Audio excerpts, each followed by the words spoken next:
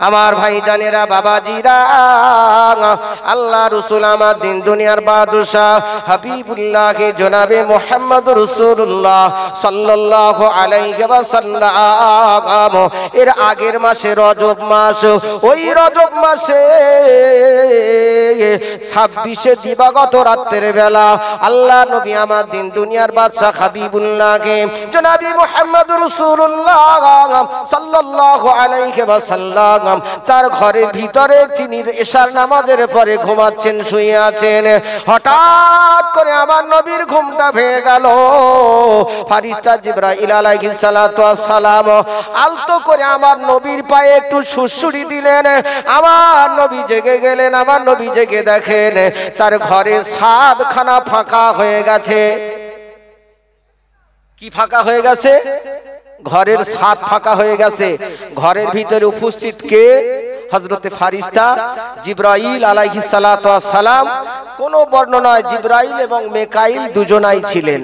আমার ভাইজানেরা বাবাজিরা, আল্লাহ নবী আমার দিন দুনিয়ার বাদশা হাবিবুল্লাহ জনাবি মুহাম্মদ রাসূলুল্লাহ সাল্লাল্লাহু আলাইহি ওয়াসাল্লামের ঘরে ফেরেশতা জিবরাইল যখন আমার নবী তাকে দেখলেন, আমার নবী চোখ মেলে দেখলেন তার ঘরের ছাদটা ফাঁকা।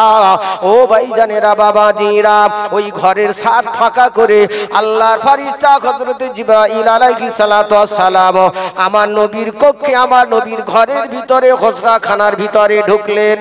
ও ভাইজানেরা বাবাজিরা, ফেরেশতা আমার নবীর ঘরে ঢোকার জন্য দরজা জানালা খুঁজে পাননি। কেন ছাদ ফাঁকা করে নবীর ঘরে ঢুকলেন? কথা বুঝতে পারেননি? আরে ঘরের দরজা জানালা আছে তো নাকি? ঘরের দরজা জানালা দিয়ে কোনো মানুষ, ফেরেশতারা তো ঢুকতেই পারে, কোনো বাধা নেই, কোনো বাধা নেই। তারপরেও ফেরেশতা জিবরাইল আলাইহিস সালাতু ওয়াস সালাম আমার নবীর ঘরের ছাদ দিয়ে ঢুকলেন। ছাদ ফাঁকা করে নবীর ঘরে ঢুকলেন। ফেরেশতা জিবরাইল আলাইহিস সালাতু ওয়াস সালাম আল্লাহ নবীর ওই ঘরে ছাদ ফাঁকা করে ঢুকে আল্লাহ নবীকে বোঝাতে চাইলেন, ইয়া রাসূলুল্লাহ, ইয়া হাবিবাল্লাহ, হুজুর আজকে রে আপনার সঙ্গে এমন একটা ঘটনা ঘটতে চলেছে যেটা অতি বিস্ময়কর, অনেক বিস্ময়কর ঘটনা আজকে রে আপনার সাথে ঘটতে চলেছে। একবার জোরে বলুন সুবহানাল্লাহ। যেটা পৃথিবীতে প্রথম ঘটবে, পৃথিবীতে প্রথম ঘটবে, ওই প্রথম ওই শেষ। তার আগে কোনোদিন এই ঘটনা ঘটেনি কিয়ামত পর্যন্ত, আর ওই ঘটনা কখনো ঘটবে না।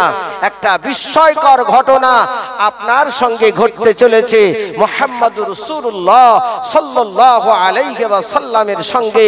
একবার জোরে বলুন না সুবহানাল্লাহ। আমার ভাইজানেরা বাবাজিরা, আল্লাহর ফেরেশতা হযরতে জিবরাইল আলাইহিস সালাতু ওয়াস সালাম আমার নবীকে ঘর থেকে বার করলেন। ওই ঘর থেকে বার করে আল্লাহর নবীকে নিয়ে গেলেন জমজম কূপের পাশে।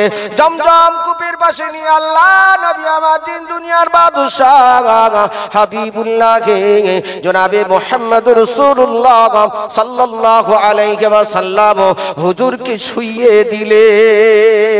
তার দেহ মোবারকটা জমিনের উপরে শুইয়ে দিয়ে ফেরেশতা জিবরাইল আলাইহিস সালাতু ওয়াস সালাম একেবারে বুক থেকে নাভি পর্যন্ত তাকে আপনার এমন করে বক্ষ বিদীর্ণ যাকে বলা হয়, এমন করে ও ভাইজানেরা সিনা চাক যাকে বলা হয়, আল্লাহ নবীর ওপেন হার্ট সার্জারি করা হয়েছিল। জোরে বলুন সুবহানাল্লাহ।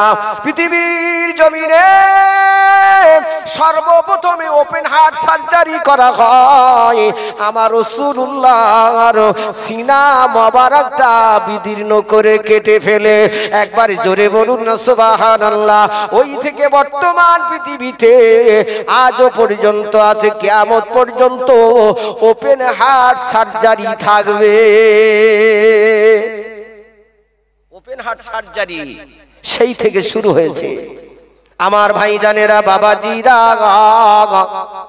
আল্লাহ নবীকে এমন করে ওখানে জমজমের পানি দিয়ে এবং আরো জান্নাত থেকে ফেরেশতা জিবরাইল আলাইহিস সালাতু ওয়াস সালাম একটা হিকমতের পেয়ালা এনে আমার নবীর এমন করে গোটা বুকটা পেটটা কলিজা খানা ধুয়ে ফেলে দিলেন।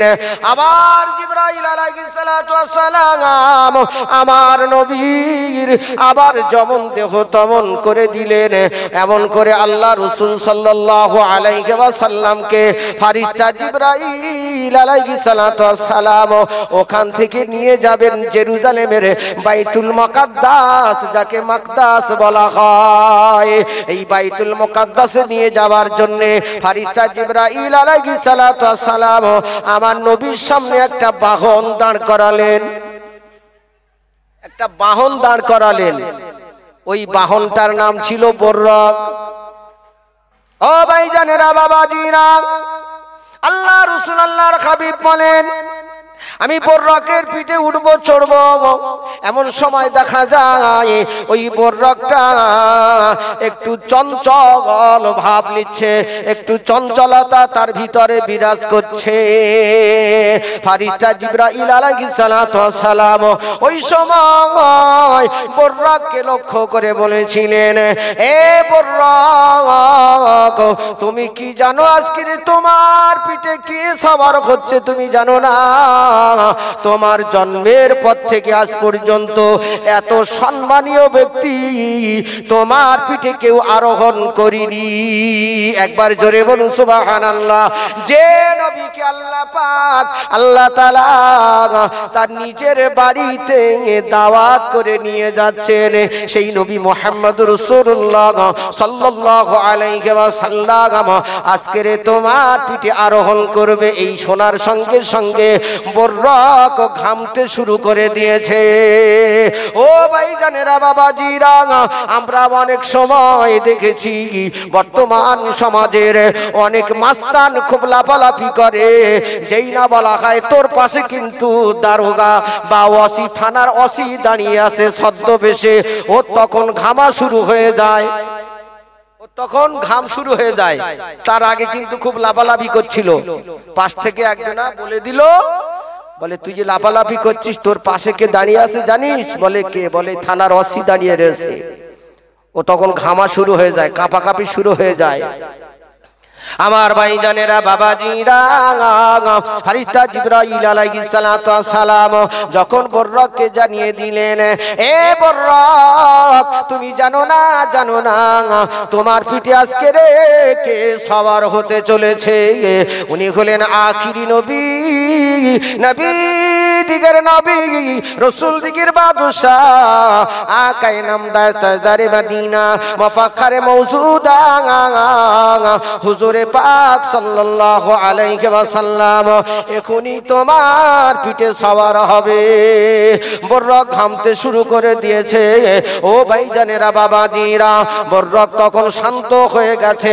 আল্লাহর নবী আমার দিন দুনিয়ার বাদশা হাবিবুল্লাহ জনাবি মুহাম্মদুর রাসূলুল্লাহ সাল্লাল্লাহু আলাইহি ওয়াসাল্লাম বর্রকের পিঠে তিনি আরোহণ করলেন, বসে পড়লেন।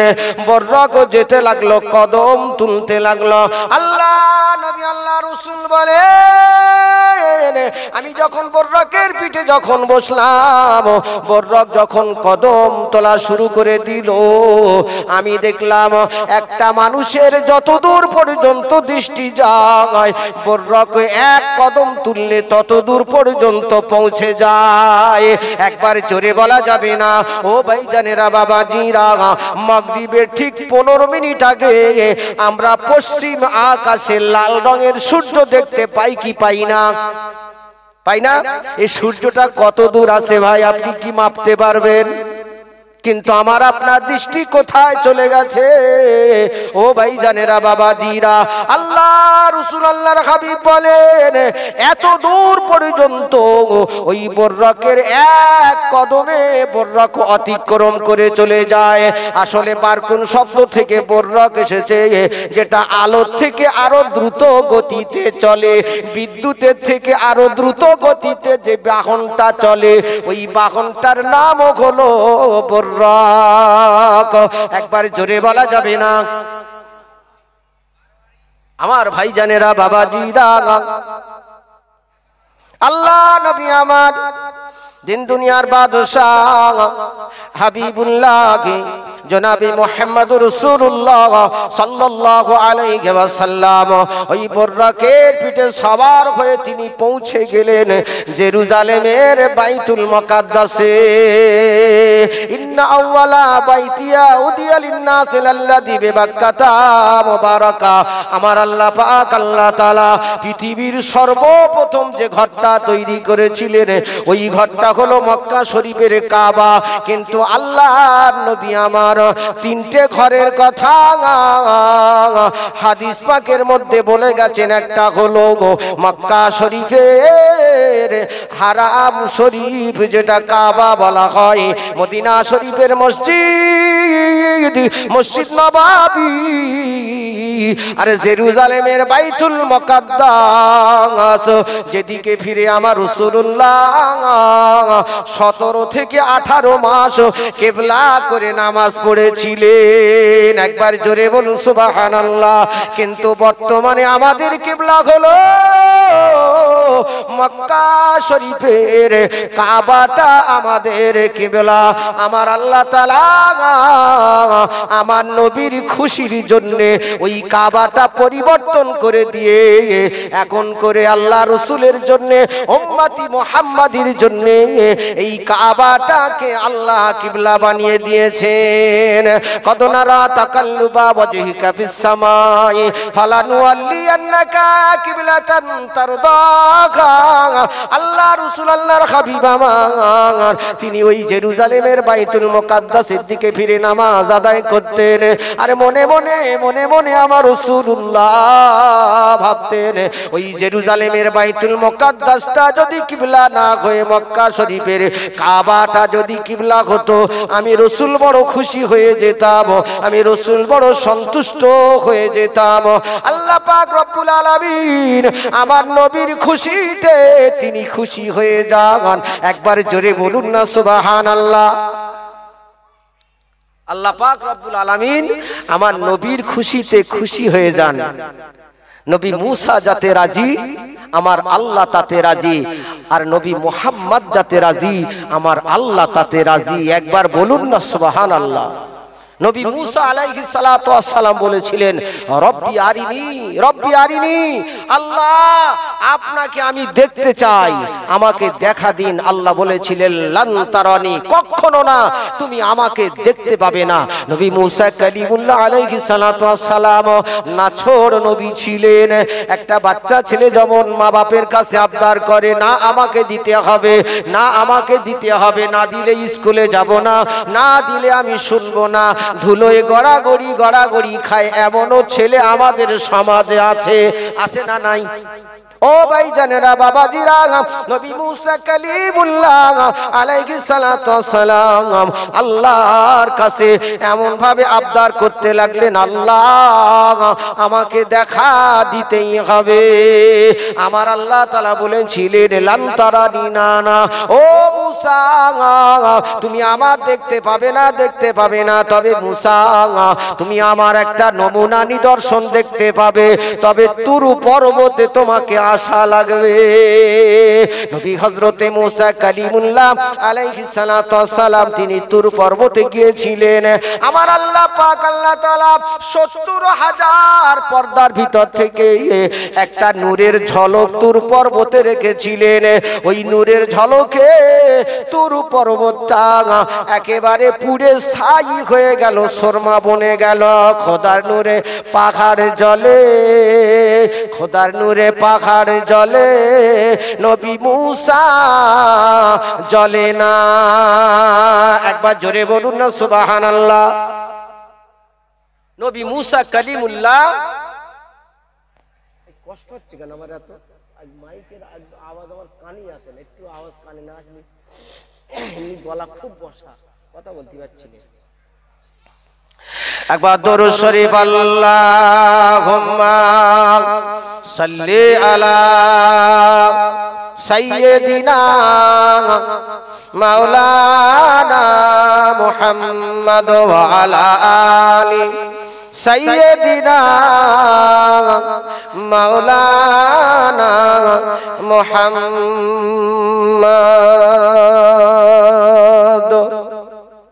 তোর মুস্তাফাকে এদেনা মাগো, তোর মুস্তাফাকে এদেনা মাগো, আমি সঙ্গে নিয়ে যাই মোদের সাথে মেশরণে এ ময়দানে ভয় নাই। বাবলা বনের ছায়ায় নিয়ে বসবো তারে এ ঘিরে, খেজুর পাতার তাজ বানায় পরিয়ে দেব শিরে। দেনা মা তোর মুস্তাফাকে আমি সঙ্গে নিয়ে যাই মোদের সাথে মেশরণে ময়দানে ভয় নাই। আল্লাহুম্মা সাল্লি আলা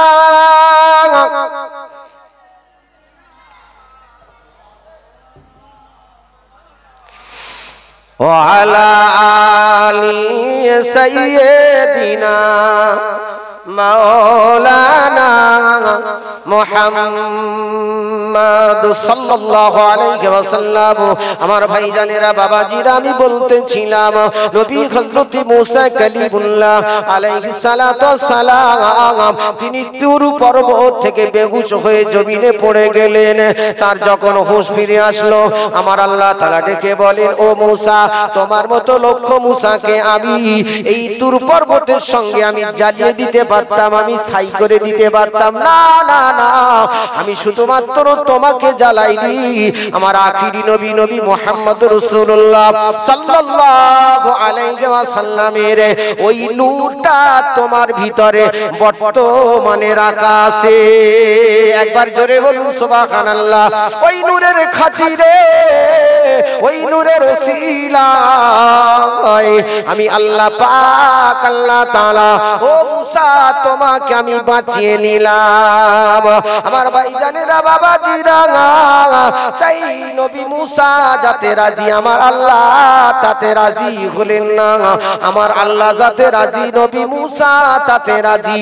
আর নবী মুহাম্মদ যাতে রাজি, আমার আল্লাহ তাতে রাজি। একবার জোরে বলুন না সুবহানাল্লাহ।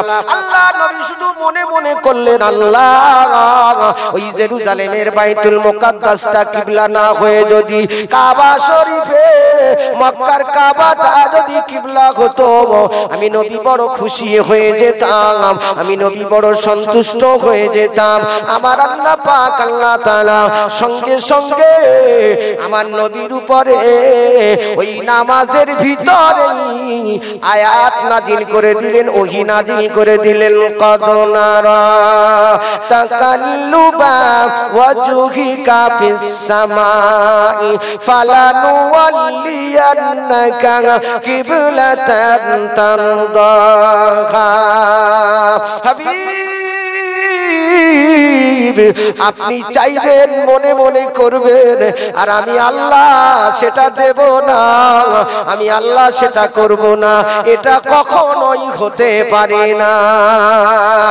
আমার বন্ধু, আমার হাবিব মুহাম্মদুর রাসূলুল্লাহ সাল্লাল্লাহু আলাইহি ওয়াসাল্লাম, আপনি যে অবস্থায় আছেন, আল্লাহ নবী যোহর অথবা আসরের 4 রাকাত নামাজের নিয়ত করে বাইতুল মুকাদ্দাসের দিকে ফিরে পড়ছিলেন, কিন্তু 2 রাকাত নামাজ পড়ার পরে আল্লাহ নবীর উপরে ওই নামাজের ভিতরে ওহী নাজিল হয়।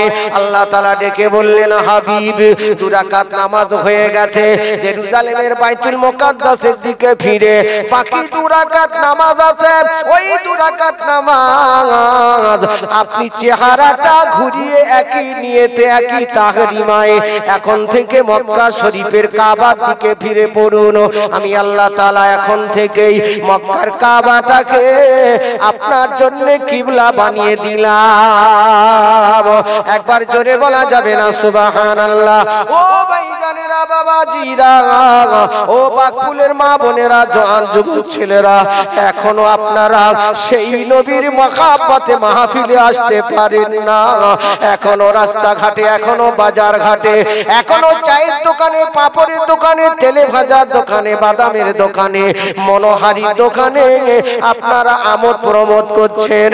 আজকের অনেকে আত্মীয় স্বজন লোক কুটুম এসেছে, অবশ্যই আত্মীয় স্বজন লোক কুটুম যারা এসেছে আপনারা তাদেরকে পর্যাপ্ত পরিমাণে মেহমানদারি করুন, খাওয়া দাওয়া দিয়ে তাদেরকে বলে দেন ভাই বাড়ি থেকে আপনারা জলসা নিয়েতে বেরিয়েছেন, এই গ্রামে মিলাদ হচ্ছে, এই কথা বাড়ি থেকে আপনারা বলে বেরিয়েছেন। কোথায় যাচ্ছ বাবা? না অমুক জায়গায় মামার বাড়ি জলসা হচ্ছে। কোথায় যাচ্ছ বাবা? না শ্বশুর বাড়ি জলসা হচ্ছে। কোথায় যাচ্ছ বাবা? বোনার বাড়ি জলসা হচ্ছে, তাই যাচ্ছি। ও মিথ্যুকেরা, ও চিটারেরা, চিটিং বাজেরা, সকাল থেকে আজকের 4-5 দিন আগে, 1 সপ্তাহ আগে থেকে তোমরা নিয়ত করছো জলসা মাহফিলে যাব, অমুক গ্রামে জলসা হচ্ছে। আজকের জলসা মাহফিলে না বসে তোমরা কোথায় ঘোরাঘুরি করছো? আমার আল্লাহ আলিমুল গায়ব, আল্লাহ সামিউম বাসির, আল্লাহ সব জানতা, সব জানেন, সব দেখতে থাকেন। একবার চিল্লে বলা যাবে না সুবহানাল্লাহ? ভাই, ফেরাউন, নমরুদ যারা খোদাদ্রোহী, আল্লাহদ্রোহী ছিল, আল্লাহ তাদেরকে কিভাবে মেরেছে আমরা কম বেশি ইতিহাস জানি কিনা একটু কথা বলুন। ফেরাউনকে আল্লাহ নীল নদে চুবিয়ে মেরেছে, নমরুদকে আল্লাহ মেরেছে একটা ল্যাংড়া মশা, তাও ভালো মশা না, একটা ল্যাংড়া খোড়া মশা দিয়ে। আল্লাহর কত ক্ষমতা আছে, সেই ক্ষমতা আল্লাহর মনে আজকের আর নাই কি? সে ক্ষমতা আল্লাহর কমে গেছে নাকি? হ্যাঁ, ভোটাভুটি করে আল্লাহ কি আজকের ভোটে হেরে গেছে নাকি? আল্লাহর ক্ষমতা কমে গেছে না, আল্লাহর ক্ষমতা আজও সেই রকমই আছে। কিয়ামত পর্যন্ত আল্লাহর ক্ষমতা সেই রকমই থাকবে।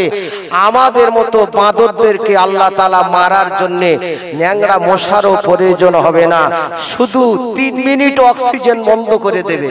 ক মিনিট? 3 মিনিট।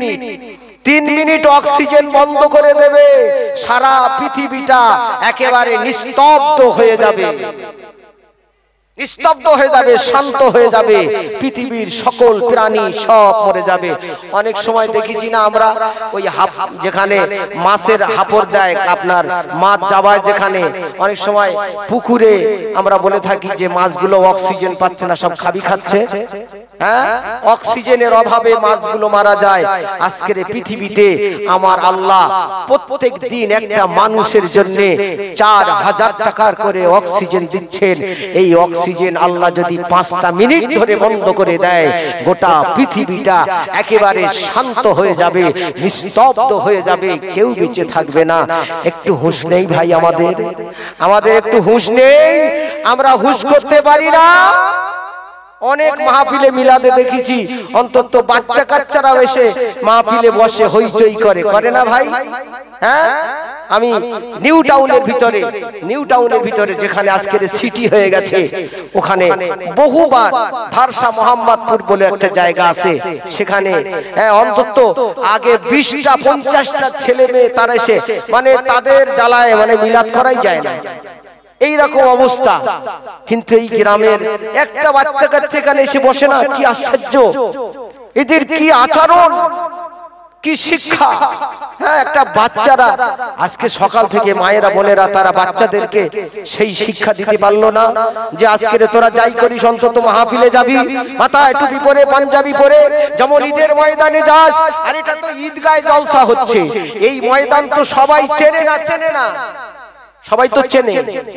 আমার ভাই জানেরা বাবাজিরা, আমি যে কথা বলতেছিলাম, আল্লাহ নবী আমার দিন দুনিয়ার বাদশাহ হাবিবুল্লাহকে জনাবে মুহাম্মদুর রাসূলুল্লাহ সাল্লাল্লাহু আলাইহি ওয়াসাল্লামকে আমার আল্লাহ পাক আল্লাহ তাআলা অত্যন্ত মহব্বত করেন, ভালোবাসেন, পিয়ার করেন।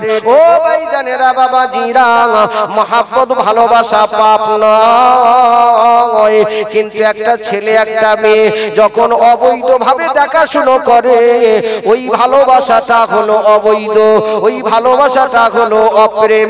ও ভাইজানেরা বাবাজিরা, আমার আল্লাহ তাআলা বলেছেন, কুল ইন কুনতুম তুহিব্বুনাল্লাহা ফাত্তাবিউনি ইউহিব্বুকুমুল্লাহ।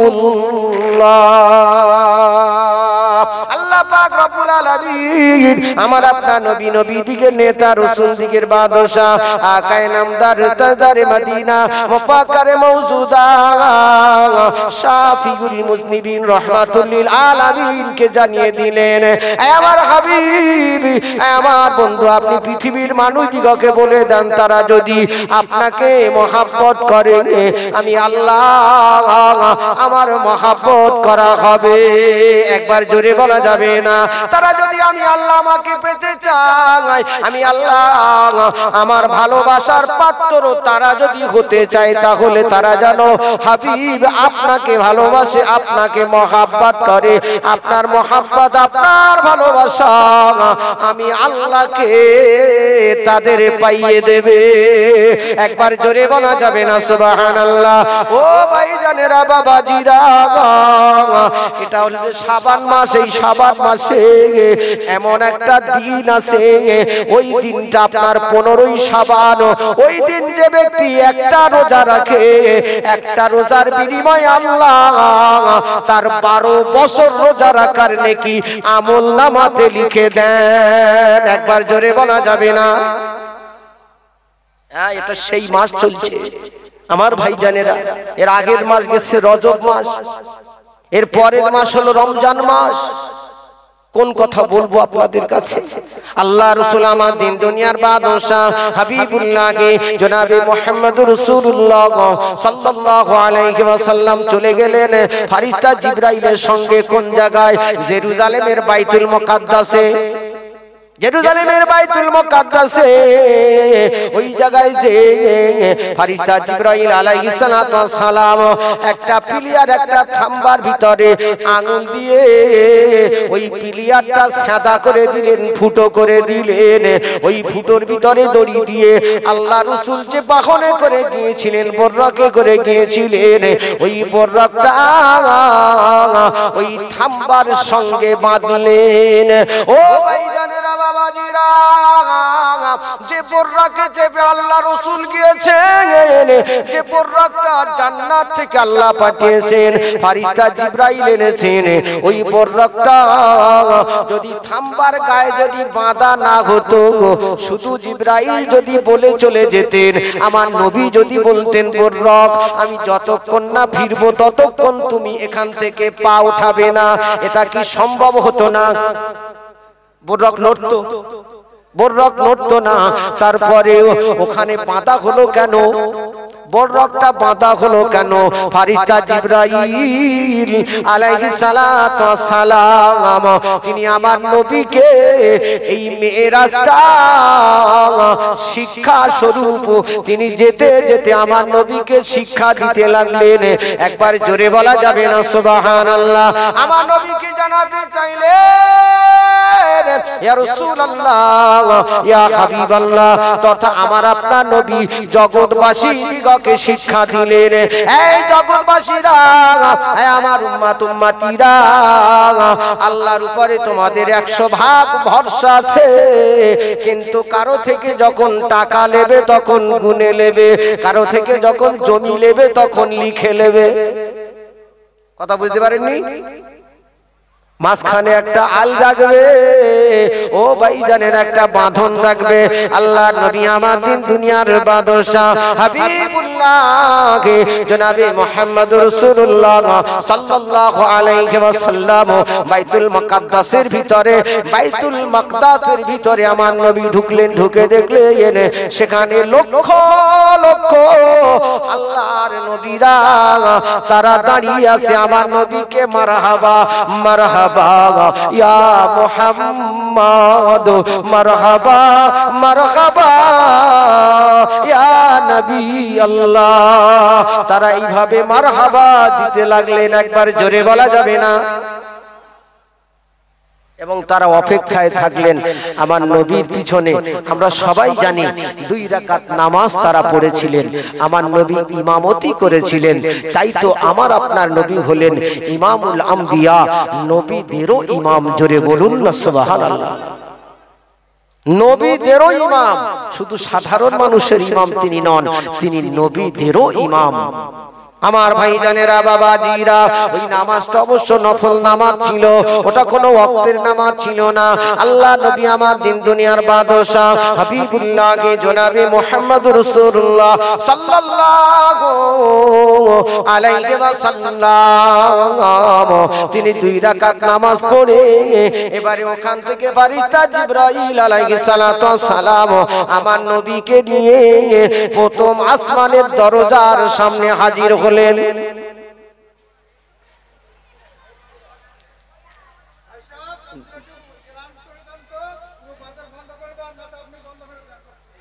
হ্যাঁ ভাই, বাজার বন্ধ করে দেন।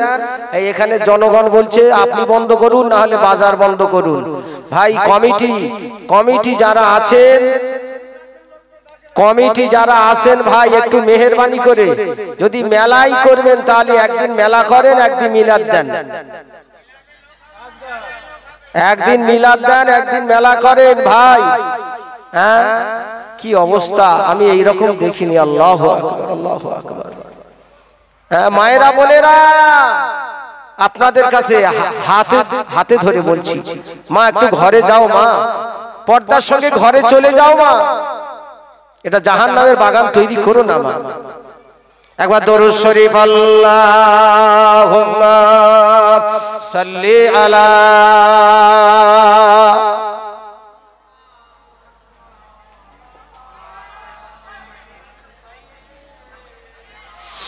মাওলানা মুহাম্মদ আমার দয়ালো নবী, প্রেমের ছবি আর আসবে না জগতে।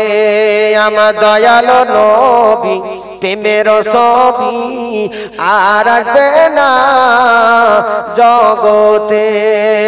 63 সাল জিন্দগি কাটলো নবীর উম্মতি, 63 সাল জিন্দগি কাটলো নবীর উম্মতি।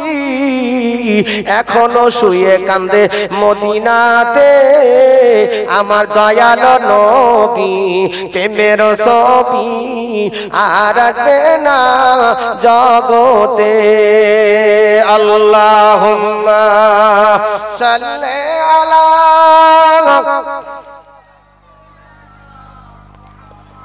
ওয়া আলা আলি সাইয়্যিদিনা মাওলানা মুহাম্মদ আমার দয়ালো নবী, প্রেমের ছবি আর আসবে না জগতে।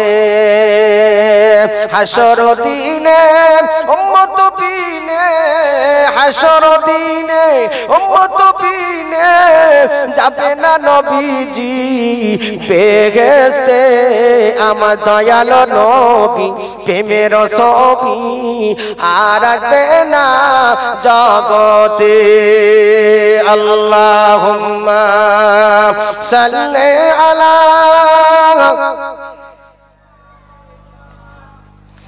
ওয়া আলা আলি সাইয়্যিদিনা মাওলানা মুহাম্মদ, সকলে বলুন সাল্লাল্লাহু আলাইহি ওয়াসাল্লাম। ভাইজান আমার বাবাজিরা, আমি যে কথা আপনাদের বলতেছিলাম, আল্লাহর ফেরেশতা হযরত জিবরাইল আলাইহিস সালাতু ওয়াস সালাম আমার নবীকে এবারে মেরাজে তুললেন।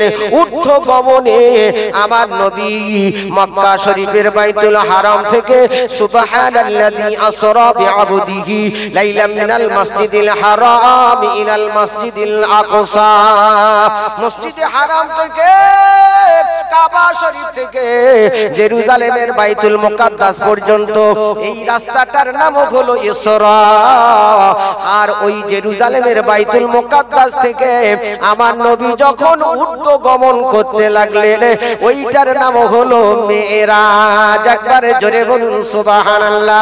ফেরেশতা জিবরাইল আলাইহিস সালাতু ওয়াস সালাম আমার নবীকে নিয়ে প্রথম আসমানের দরজার সামনে হাজির হলেন এবং প্রথম আসমানের দরজার দ্বার রক্ষী যে ফেরেশতা ওই দরজায় গার্ড দিচ্ছেন, ওই ফেরেশতাকে ফেরেশতা জিবরাইল আলাইহিস সালাতু ওয়াস সালাম তিনি সালাম দিলেন। প্রথম আসমানের দ্বার রক্ষী ওই দরজার এমন করে দ্বার রক্ষী ফেরেশতা বলেন, কে আপনি? হযরতে ফেরেশতা জিবরাইল আলাইহিস সালাতু ওয়াস সালাম বলেন, আমি ফেরেশতা জিবরাইল। ও ভাইজানেরা, বাবাজিরা, এখানে একটা শিক্ষা আছে। ফেরেশতা জিবরাইল তিনি সকল ফেরেশতাদের তিনি হলেন সরদার, সবথেকে বড় ফেরেশতা। কুল কায়নাতের যিনি সবথেকে বড় ব্যক্তিত্ব তিনি হলেন মুহাম্মদুর রাসূলুল্লাহ সাল্লাল্লাহু আলাইহি ওয়াসাল্লাম। আল্লাহর পরে যার স্থান, দুজন মানুষ খুব বড় মানুষ প্রথম আসমানের দরজায় দাঁড়িয়ে আছে। ফেরেশতা জিবরাইল সকল ফেরেশতার তিনি সরদার, এরপরেও তিনি অনুমতি কেন চাইলেন? তিনি ইচ্ছা করলে অনুমতি ছাড়া প্রথম আসমানে তিনি উঠে যেতে পারতেন। সঙ্গে ছিলেন মুহাম্মদুর রাসূলুল্লাহ সাল্লাল্লাহু আলাইহি ওয়াসাল্লাম। এই জায়গায় একটা শিক্ষা আল্লাহর নবী এবং ফেরেশতা জিবরাইল আলাইহিস সালাতু ওয়াস সালাম জগৎবাসী দিগকে দিয়ে গেলেন। এই জগতের মানুষেরা, তোমরা যখন কোন বাড়ির ভিতরে যখন ঢুকবে, যতই কাছের মানুষ হও না কেন, তোমার পাওয়ার যতই থাক না কেন, তোমার যতই ক্ষমতা থাক না কেন, তুমি ওই বাড়িতে ঢোকার আগে অন্তত পারমিশন নেবে, অনুমতি নেবে। ইসলামিক কায়দায় তুমি সেখানে সালাম বিনিময় করবে। একবারে জোরে বলুন না সুবহানাল্লাহ। ইসলামিক কায়দায় সালাম বিনিময় করবে। রাসূল বললেন, সালাম বিনিময় করো বেশি বেশি করে, বেশি বেশি করে সালামের প্রচার করো। রাসূল বললেন, দুনিয়ার মধ্যে সবথেকে নিকৃষ্ট জায়গা হলো বাজার, সবথেকে নিকৃষ্ট জায়গা হলো বাজার। আজকের মাহফিল হলো, এই মিলাদ হলো সবথেকে উৎকৃষ্ট।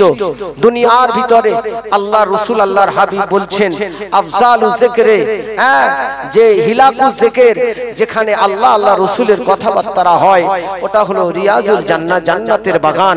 এটা উত্তম পরিবেশ, উত্তম জায়গা। আর তার পাশে পাশে নিকৃষ্ট জায়গা একটা বাজার বসেছে ভাই। এই বাজারটা নিকৃষ্ট হতো না যদি মেয়েরা সবাই ঘরে বসে থাকতো। কোনো কিছুর প্রয়োজন হলে তাদের ঘরের পুরুষদেরকে পাঠাতো, যে আমার বাদাম খাবার প্রয়োজন আছে, আমি তেলে ভাজা খাবো, পাঁপড় খাবো, চপ খাবো, এই ভাই এনে দাও, চাচা এনে দাও, মামু এনে দাও, খালু এনে দাও, এই বলে তারা যদি ঘরে বসে থাকতো, তাহলে আজকের এই মাহফিলের এই বাজারটা নিকৃষ্ট হতো না। ওই বাজারটার বিনিময়ে আপনার 10 ভাগ হালাল রুজির ভিতরে 9 ভাগ হালাল রুজি আল্লাহ ব্যবসার ভিতরে রেখে দিয়েছেন। একবার জোরে বলুন না সুবহানাল্লাহ।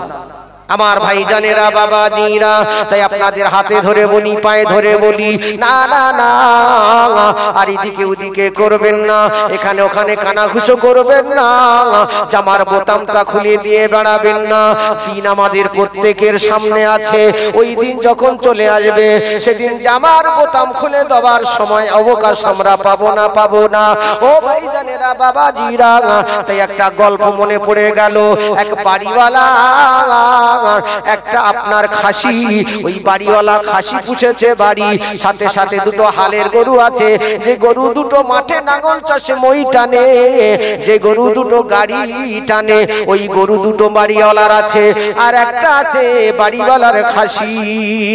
রাস্তার প্রতিমধ্যে ওই বাড়িওয়ালার খাসির সঙ্গে হালের গরু দুটোর সঙ্গে দেখা হয়ে গেল। হালের গরুর সঙ্গে বাড়িওয়ালার খাসির রাস্তার প্রতিমধ্যে দেখা হয়ে গেল। হালের গরু মাঠের থেকে বাড়ি আসতেছে, আর এই বাড়িওয়ালার খাসি ন্যাজ নেড়ে নেড়ে ওই আপনার হালের গরুর সামনে বলে, দেখো হালের গরু, তুমি সারাদিন নাঙল চষো, সারাদিন মই টানো, তুমি সারাদিন গাড়ি টানো, কত মাল বহন করো, আর বাড়িওয়ালা বাড়ি নিয়ে তোমাকে দেয় শুকনো জামনা খোল আর ভুসি, কিন্তু আমার কত আনন্দ দেখো, আমার কত সুখ দেখো, আমার গায়ে কত চর্বি দেখো, আর সারাদিন আমার গলার দড়িটাও পর্যন্ত দেয় না, খুলে রেখেছে, সারাদিন আমি এ বাগান ও বাগান করে বেড়াই, এর খন্দ তার খন্দ, এর ফসল তার ফসল খেয়ে বেড়াই। আবার বাড়িওয়ালা মাঝে মাঝে আমার দুতলার ছাদের উপরে নিয়ে তার খাটের উপরে আমাকে শুইয়ে আবার পিঠে হাত ঘষে। বাড়িওয়ালা ভালো ভালো জিনিস আমাকে খেতে দেয়, কলার খোলা, পেঁপের খোলা, আমের খোলা, আরো দামি দামি খাবার মিষ্টি মেটাই আমাকে খেতে দেয়। আমার কত সুখ দেখো, আর তোমার কত কষ্ট দেখো। ওই সময় হালের গরু, বাড়িওয়ালার হালের গরু বলছে, ওরে বাড়িওয়ালার খাসি, ওই বাড়িওয়ালা তোমাকে এত ভালোবাসে, এত ভালো মন্দ কেন খেতে দেয়, তোমার গায়ে কেন চর্বি বাঁধিয়েছে তুমি কি জানো? বলে না তো, তা তো জানি না। বলে এই চলছে আজকের আপনার মনে হয় ইংরাজি 23 তারিখে, আগামী 25 তারিখে 25শে ফেব্রুয়ারি বাড়িওয়ালার ছোট মেয়ের বিয়া, ওই দিন দুপুর বেলা তোমার চর্বি চুস্তা সাফাই হবে, ওই দিন তোমার আফসোস ঘন হবে, এটা কি তুমি জানো? খাসি বলে না, এটা তো আমার জানা নাই। বলে জানা নাই, তুমি জেনে নাও, যত পারো তুমি ঘুরতে থাকো। ও নওজোয়ান যুবকেরা, আজকের দিন আমাদের সামনে পড়ে আছে, কুল্লু নাফসিন যায়িকাতুল মউত, আমাদের একদিন মরতে হবে, ওই কবরে আমাদের শুতে হবে। যেদিন ইমাম সাহেব বলবে বিসমিল্লাহি ওয়া ফি সাবিলিল্লাহি ওয়া আলা মিল্লাতি রাসূলুল্লাহ, না না না, সেদিন সবাই মিলে কবর ইমাম এসেও যদি বলে বিসমিল্লাহি ওয়া ফি সাবিলিল্লাহি, আল্লাহর নামে, আল্লাহর রাস্তায়, রাসূলের মিল্লাতের উপরে, রাসূলের দলের উপরে তোমাকে তুলে দিলাম, আমার নবী তোমাকে কখনো দলে, আমাকে কখনো দলে গ্রহণ করবে না, নেবে না, কারণ আমরা জীবদ্দশায়, আমরা বেঁচে থাকতে থাকতে নবীর দলে কখনো ভিড়িনি, আমরা শয়তানের দলে ভিড়েছিলাম। তাই ইমাম সাহেব আর গ্রামবাসীরা সবাই মিলে জোর করে যদি নবীর দলে তুলে দেয় মরে যাবার পরে, সেটা কখনোই সম্ভব হবে না। ও ভাইজানেরা বাবাজিরা, মানুষ মারা গেলে আবার গ্রামের ভালো মানুষ, মুসল্লি মানুষ, গ্রামের চাষা দেখে এমন করে গোসল দেওয়া হয়। সাবান প্রথমবারে যে সাবান দিয়ে গোসল করানো হয়, দ্বিতীয়বার গোসল দেওয়ার জন্য সেই সাবান ব্যবহার করা হয় না, আবার নতুন সাবান ব্যবহার করা হয়। ও ভাইজানেরা বাবাজিরা, যত আইন কানুন, গোসলের যত নিয়ম, গোসলের সুন্নত ফরজ ওয়াজিব সব পড়ে যাবার পরে পালন করা হয়। এমন করে কাবার ইমাম এসে যদি মরণের পরে আমার গোসলটা যত সুন্দর করে দেখ না কেন, আমার জীবদ্দশায় আমি যদি গোসলের ফরজ যদি না জেনে থাকি, আমার শরীর যখন নাপাক হয়েছিল আমি তখন গোসলের 4টে ফরজ, এমন 3টে ফরজ আমরা জানি না। ও ভাইজানেরা বাবাজিরা, ফরজ গোসল জীবনে আমি করিনি। সারাটা জীবন কুকুরের মতো আমার জীবনটা গিয়েছে। কুকুরের মতো, কুকুর যেমন নাপাক ছিল আমিও সেই রকম নাপাক ছিলাম। মরে যাবার পরে যত ভালো করি, যত কারকির করে গোসল দেখ না কেন, ওই মাইয়েতের কখনো শরীর পাক হয় না, শরীর পাক হয় না। আর নাপাক অবস্থায় কবরে যখন রাখবে শোয়াতে দেরি হবে। ও ভাইজানেরা, ব্যাটন চালাতে দেরি হবে না, হবে না। আমার নওজোয়ান ভাইরা, যুবকেরা, আমার চাচারা, মুরব্বিয়ানেরা, মায়েরা, বোনেরা, বেটিরা, খালারা, না না না, আপনারা সজাগ হয়ে যান। আর আপনারা অলসতায় দিন যাপন করবেন না। চলে আসুন সবাই, এই মাহফিলটা হলো একটা বুড়োদের মাদ্রাসা। যারা জীবনে এমন করে মাদ্রাসায় যেতে পারিনি, মক্তবে যেতে পারিনি, ওযু গোসলের ফরজ শিখতে পারিনি, নামাজ রোজার ফরজ তারা জানতে পারিনি, নামাজের বাইরে ও ভাইজানেরা 6টা ফরজ, নামাজের ভিতরে 7টা ফরজ আছে। এই 13টা ফরজ যদি কেউ না জানে আর আদায় যদি না করে, সারা জীবন ধরে যত নামাজ পড়ুক না কেন, 1 রাকাত নামাজও কবুল হবে না। তার গোসল ফরজ হলো না, যে গোসল ফরজ করলো না, ওই ব্যক্তি সবে বরাতে রাতের বেলা যত রাকাতই নামাজ পড়ুক না কেন, ও যদি গোসলের 3টে ফরজ যদি আদায় না করে, ওই গোসলের 3টে ফরজ যদি না জানে, ওযু 4টে ফরজ যদি সে আদায় না করে, তার ওযুই হবে না, তার শরীর নাপাক থাকবে, শরীর পবিত্র হবে না, পাক হবে না। আর শরীর যখন পাক হবে না, সারা রাতের নামাজ তার আল্লাহ পাকের দরবারে কবুল হবে না। আল্লাহ পাকের দরবারে ওই নামাজ গ্রহণ হবে না, কবুল হবে না। আমার ভাইজানেরা, বাবাজিরা, আমি তাই বলতেছিলাম।